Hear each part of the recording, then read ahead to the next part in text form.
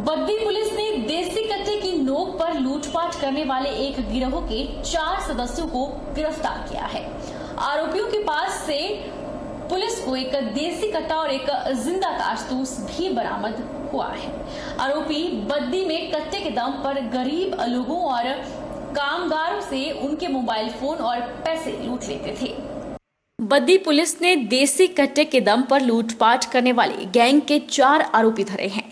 Police को शक है कि हाल ही में बद्दी में ही बीते माह एक सब्जी विक्रेता से 22,000 की नकदी और मोबाइल छीनने के मामले में यही लोग संलिप्त हैं। सब्जी विक्रेता से लूटपाट की घटना सीसीटीवी कैमरे में कैद हो गई थी, जिसके बाद से यह लुटेरों का गिरोह जिला पुलिस के रडार पर था। मिली जानकारी के अनुसार जिला पुलिस ने स्नैचिंग गिरोह के 4 लुटेरों को गिरफ्तार किया है।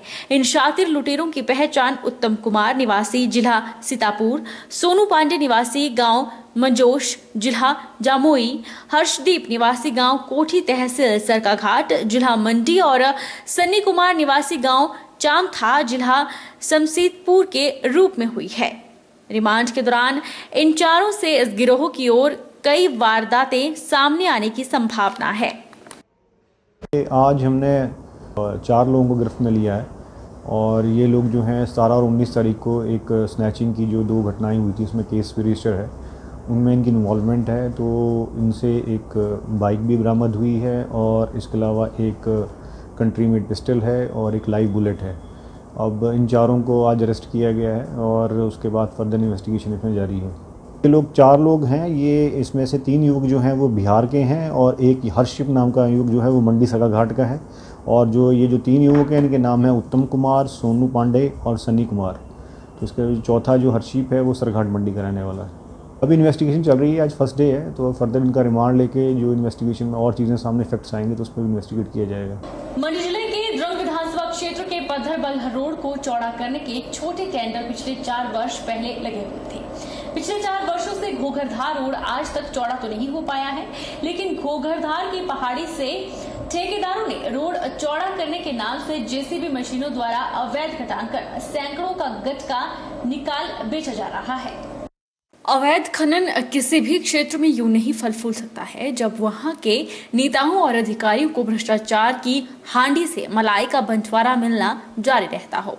पद्धर से बलरोपा सड़क को चौड़ा करने के नाम से लोक निर्माण विभाग के कनिष्ठ और सहायक अभियंता के इशारों पर इस रोड में पिछले 3 वर्षों से बड़ी जेसीबी द्वारा अवैध खनन कर करोड़ों रुपए का गटका निकालकर ठेकेदारों द्वारा दूसरी जगह बेचा जा रहा है, जिसके कारण पद्धर से बल तक सड़क की बहुत ही खराब हालत हो चुकी है।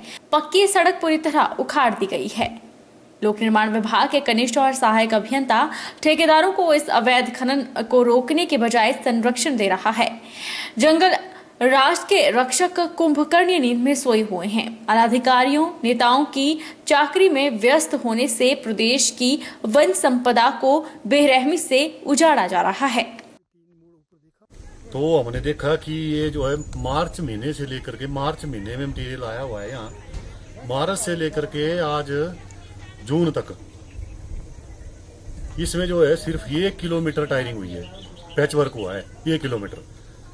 ना इसमें कोई ड्रेन है, सड़कों की हालात बड़े खराब है और परली तरफ को जो है अवैध खनन हो रहा है। जहां मर्जी ठेकेदार अपनी मर्जी से जो है वहां बड़ी बड़ी मशीनें लगाई हुई है, भाई जहां जो जिसका जी करता है वो वहां से उठा करके माल ले जा रहा है। बड़े बड़े डंपर यहाँ से चल रहे हैं, जिससे जो है सड़क की हमारी हालात जो है बहुत दयनीय है। टिंडी टू ढिंगरी आज जो टूरिस्ट यहाँ आते हैं वो बेचारे इस सड़क के ऊपर ही सारा जिक्र करते हैं कि भाई यहाँ की सड़क के हालात ठीक नहीं है। मतलब पक्का रोड था ये, आज ऐसी इसकी स्थिति ऐसी है, 1-1.5 फुट के इसमें खड्डे है और इसमें कोई ना पैच वर्क हुआ।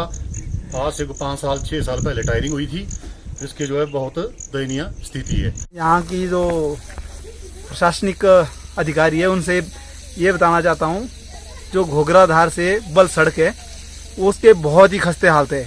एक तो जो चौड़ीकरण की वजह से गटका डाला जा रहा है वो बिल्कुल सड़क के किनारे रखा जा रहा है। जहाँ पर पासिंग के लिए जगह थी उन जगहों के भी बंद करके पासिंग बहुत क्लोज हो रही है। दूसरा जो टायरिंग की हुई है उसका ऐसा 3 साल में इतने बुरे हाल हो गए हैं कि 1-1 फीट के गड्ढे जो हर रोज आता जाता है गाड़ी लेके बंदा पदर के लिए जाता है या कोई ड्यूटी के लिए जाता है, उनके बुरे हाल है।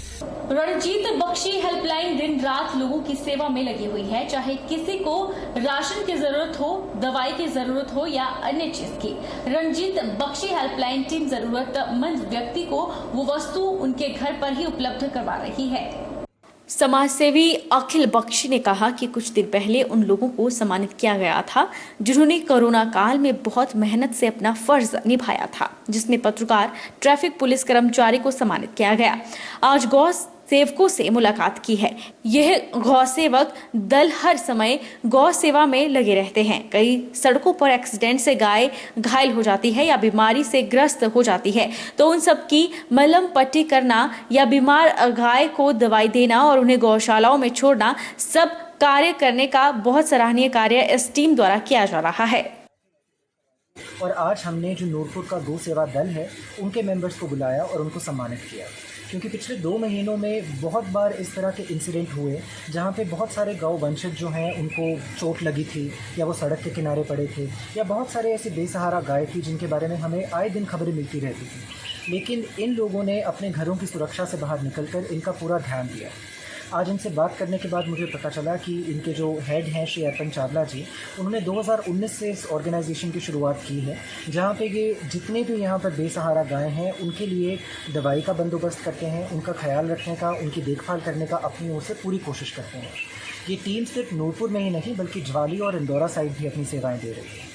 तो इनसे बातचीत करके, इनसे इंटरेक्शन करके आज हम सबको बहुत अच्छा लगा और हमने अपनी तरफ से इनकी टीम को कुछ टी-शर्ट्स दी हैं जिनमें गौ सेवा दल का लोगो आगे प्रिंटेड है, और साथ ही साथ हमने गौ माता की सेवा के लिए इनको कुछ दवाइयाँ भी दी हैं, जिससे हमें ये आशा है कि ये अपनी जो जिम्मेदारी निभा रहे हैं ये पूरी और बहुत अच्छे तरीके से निभा पाए। प्रदेश सरकार उपमंडल स्तर के पत्रकारों की मान्यता रद्द करने बारे जो निर्णय लेने जा रही है, उसके विरोध में बैजनाथ प्रेस परिषद द्वारा कड़ा विरोध जताया गया। इसी को लेकर प्रेस परिषद के सदस्यों द्वारा परिषद के अध्यक्ष अंकित सूद की अगुवाई में एक ज्ञापन एसडीएम की अनुपस्थिति में कार्यालय अधीक्षक के माध्यम से एक ज्ञापन मुख्यमंत्री जयराम ठाकुर को भेजा गया। में मांग की गई है कि जो प्रदेश सरकार ने ये हाल ही में निर्णय लिया है कि उपमंडल स्तर के पत्रकारों की मान्यता खत्म की जाएगी, उस निर्णय को तुरंत वापस लिया जाए, क्योंकि वास्तव में जो उपमंडल स्तर के पत्रकार होते हैं वही जनता की आवाज़ को सरकार तक पहुंचाते हैं और सरकार की जो नीतियां हैं, जो कार्यशैली होती है, उसको जनता तक पहुंचाते हैं। तो सबसे महत्वपूर्ण कड़ी अखबार और सरकार और जनता के बीच में जो हैं वो उपमंडल स्तर के पत्रकार हैं, जिनको अखबार के मालिकों के द्वारा भी नाम मात्र मानदेय दिया जाता है। और ऐसे में अगर सरकार ने कोई सुविधा उन्हें दी हुई है तो उस सुविधा को सरकार अगर वापस ले रही है तो ये एक बहुत बड़ी गलत बात है और इस निर्णय पे सरकार को पुनर्विचार करना चाहिए।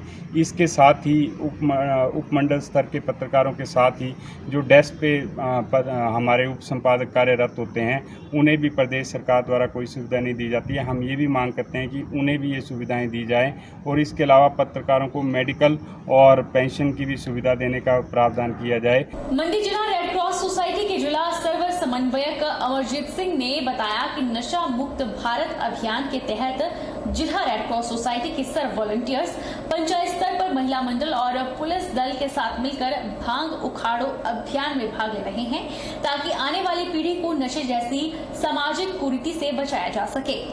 नशा मुक्त भारत अभियान के तहत भारतीय रेड क्रॉस सोसाइटी जिला शाखा मंडी के सर्व वॉलंटियर विभिन्न पंचायतों में महिला मंडलों के साथ मिलकर, पुलिस दल के साथ मिलकर भांग को नष्ट कर रहे हैं और भांग को जड़ से निकाल रहे हैं। इस अभियान का मुख्य उद्देश्य यही है कि हमें अपने पंचायत में जो भी नशा है उसको नष्ट कर रहे हैं, ताकि हमारे बच्चे नशा मुक्त हो सके और अच्छे हो सके, और उनको खेलों के साथ भी जोड़ा जा रहा है। मैं अभी आपको कनाडा का एक संस्था है जो बच्चों को खेलों के साथ जोड़ रही है, ताकि हमारे बच्चे जो है नशे से दूर रह सके और खेलों के ज़्यादा उनकी रुचि बढ़ सके।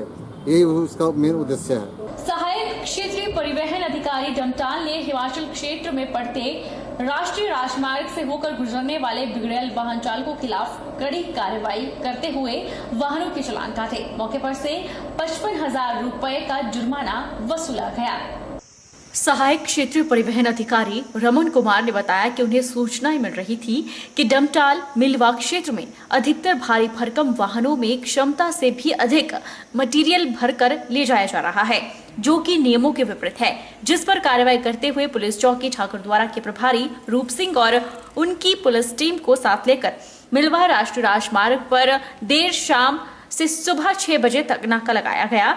इस दौरान बिना परमिट, बिना पैसेंजर लिस्ट वाहनों के चालान काटे गए। इस कार्रवाई में अधिकतर चालान पंजाब क्षेत्र से रेत बजरी भरकर हिमाचल की सीमा में प्रवेश कर रहे ओवरलोड वाहनों के काटे गए। नाका लगाए जाने की सूचना मिनटों में ही ट्रक चालकों तक पहुंच गई हो। मिलवा, मिरथर, तलबाड़ा, जटा सहित सैकड़ों रेत बजरी से भरे ओवरलोड वाहनों की कतारें लग गई और ड्राइवर अपनी गाड़ियों को ताले लगाकर रफू चक्कर हो गए। कल 11 चालान काटे थे और 3 चालान अभी आज काटे हैं, 14 चालान हो गए। टोटल सर कितनी राशि? 55,000। सर किन किन वाहनों के चालान काटे जा रहे हैं? चालान सभी प्रकार के वाहन चेक किए जा रहे हैं। ओवरलोड के चालान काटे जा रहे हैं, विदाउट परमिट के काटे जा रहे हैं। और हमने कल रात को बसें पकड़ी, वो विदाउट पैसेंजर लिस्ट उनको डिफाइन किया गया है। बहरहाल बुलेटिन में इतना ही। आप देखते रहिए HP 24/7।